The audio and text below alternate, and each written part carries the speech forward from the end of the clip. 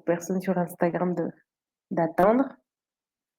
C'est bon, c'est parti. Donc, on est en parallèle sur Facebook, LinkedIn et Instagram pour cette thématique qui est comment s'organiser quand on a un job, on a une première vie voilà, professionnelle, on va au travail et qu'en parallèle, on est en train de préparer sa reconversion, on se pose beaucoup de questions par rapport à son avenir professionnel et on commence à entamer des démarches, des actions concrètes et du coup, du temps est également pris par cette nouvelle envie d'explorer les possibilités et aller vers un autre projet professionnel.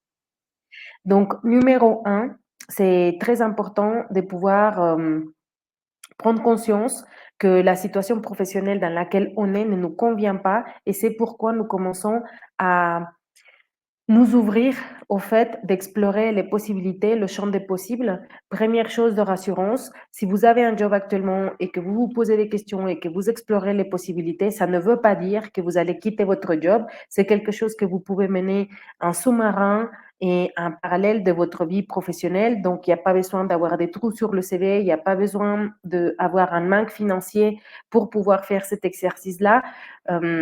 C'est tout simplement, l'objectif est de pouvoir quelque part énumérer les pistes possibles.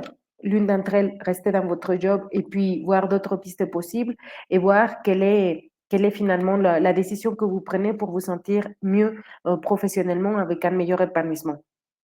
Donc voilà, tout ça pour vous dire que si vous avez un job aujourd'hui, ça ne vous empêche pas de commencer à explorer les possibilités et voir quelles sont voilà, quelle sera la meilleure. C'est également important de pouvoir bien définir d'être conscient que cette phase-là n'est pas forcément évidente d'un point de vue de temps. C'est pour ça que je fais ce live parce que c'est souvent des périodes qui durent entre un an, enfin entre 6 mois, un an, 2 ans, où on mène une double vie quelque part professionnelle. D'une part, on va à un job et d'autre part, on se fait par exemple coacher pour bien définir son nouveau projet professionnel. Et une fois passé cette étape, on est dans la partie des formations. Parfois, on se forme le soir, les week-ends, entre midi et deux, ou alors on demande du temps partiel pour faire, et votre job actuel est dédié peut-être une journée ou deux à votre nouveau projet professionnel. Donc, pendant une période de 6 mois, un an, 2 ans, on mène une double vie professionnelle. Ce qui est rassurant, c'est que c'est quelque chose de temporaire et surtout que ça vaut la peine, que cette double vie professionnelle ne dure qu'un certain temps et que ça vaut la peine, que c'est cette étape transitoire qui va vous permettre de continuer de gagner un revenu parce que vous gardez votre premier job, mais en même temps, vous commencez à construire votre futur professionnel. Donc, effectivement, le prix à payer, c'est d'avoir deux activités en parallèle. Les bénéfices, c'est de garder vos revenus de ce premier job et de faire la transition en douceur. Donc, par rapport à la planification, comment on s'organise, comme je vous disais, la première étape pour une reconversion, c'est de savoir vers quoi on veut aller. Quelle est l'activité professionnelle qui nous correspond?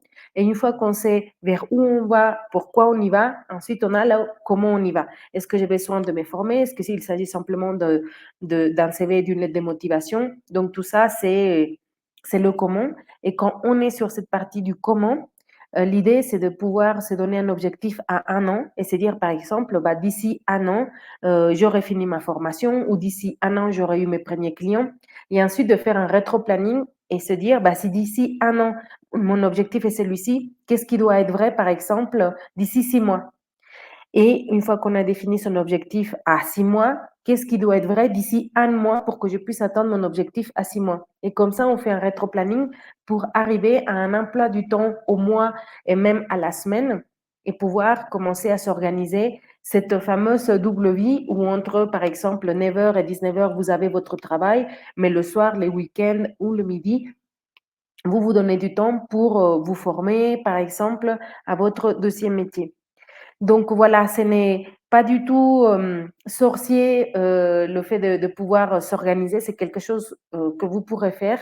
Ce qui est plus challengeant, c'est de persévérer dans la durée, de persévérer quand dans votre job actuel, vous n'en pouvez plus et vous avez vraiment envie de pouvoir le quitter ou au contraire, dans ce job, il commence ça commence à bien se passer, donc du coup, vous vous demandez si c'est vraiment une bonne décision de vous reconvertir. Donc, quelque part, le plus difficile, ce n'est pas tant le manque de temps, mais aussi la partie émotionnelle de jongler entre deux projets, un ancien, un nouveau qui démarre, et de faire cette transition en bonne et due forme.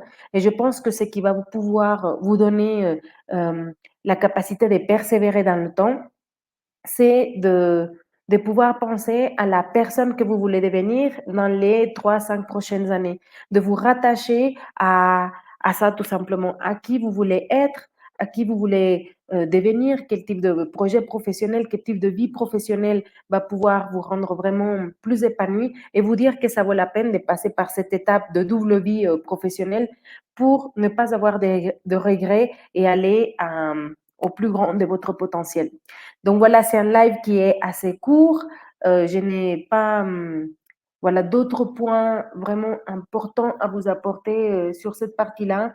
Tout simplement vous dire que effectivement, ça vaut la peine, que oui, c'est quelque chose qui est challengeant d'un point de vue timing et émotionnel, mais que c'est temporaire et que ça vaut vraiment la peine.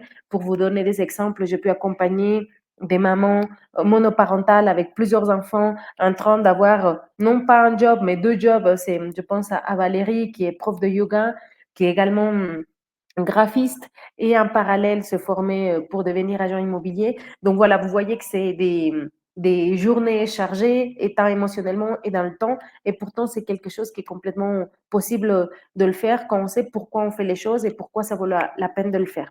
Donc voilà, j'espère que ce partage de contenu vous inspire à vous donner les moyens de ne pas avoir des regrets, à vous rassurer sur le fait que c'est temporaire et que surtout, ça vaut la peine de le faire parce qu'on est en train de parler d'une nouvelle vie professionnelle qui va avoir du sens pour vous, où vous allez vous sentir à votre place, où vous allez pouvoir nourrir ce qui est important ou prioritaire dans votre vie. Euh, Bref, les bénéfices sont innombrables d'un point de vue de symptômes corporels, émotionnels, financiers. Bref, ça vaut vraiment la peine de se donner peut-être un petit peu de mal pendant une période à jongler sur ces deux activités professionnelles, mais pour ensuite pouvoir faire la transition peut-être plus en douceur et plus avec une sérénité peut-être financière pour vous. Donc aussi, je vous invite à prendre rendez-vous avec moi si aujourd'hui vous n'en êtes pas encore là justement parce que vous ne savez pas vers quelle activité vous dirigez, vous vous sentez un peu dans le flou avec plusieurs pistes possibles ou alors avec aucune piste possible en vous disant, ouais, je sais que mon job actuel ne m'épanouit pas, j'ai perdu en motivation ou je m'ennuie ou je suis en burn-out, enfin, en tout cas, voilà, je me projette pas sur le long terme, mais je ne sais pas vers quoi aller. À ce moment-là, vraiment, je vous invite à échanger avec moi. Ça sera un appel de 15 minutes où l'objectif est que vous me partagez votre situation professionnelle actuelle, ce qui fonctionne, ce qui ne fonctionne pas, et à partir de là, pouvoir vous apporter un feedback sur votre situation et un peu comme une recette ou des next steps en fonction de là où vous en êtes, etc. Donc, j'ai mis dans le descriptif de ce contenu le lien pour pouvoir prendre rendez-vous avec moi.